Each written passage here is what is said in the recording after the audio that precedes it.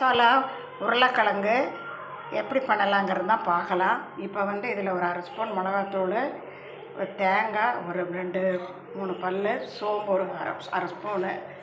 இது தாளிக்கிறதுக்கு வெங்காயம், கருவேப்பிலை. இப்போ வெங்காயத்தை மசாலா அரைச்சிட்டோம். இப்போ ஒரு பெரிய வெங்காயம், கருவேப்பிலை இதை போட்டு வதக்கிக்கலாம். இப்போ அரைச்சி வச்ச மசாலா ஊற்றிடலாம்.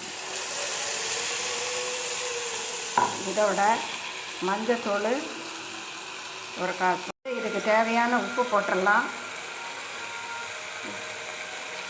உப்பு போட்டு கரம் மசாலா தூள் ஒரு அரை ஸ்பூன் போட்டுக்கலாம். இது போட்டால் நல்லாயிருக்கும். இப்போது சுவையான உருளைக்கிழங்கு மசால் ரெடி ஆயிடுச்சு. நீங்களும் பண்ணி பாருங்கள். சாம்பார் சாதம், புளிக்குழம்பு இந்த மாதிரி இதுக்கெல்லாம் ரொம்ப நல்லாயிருக்கும்.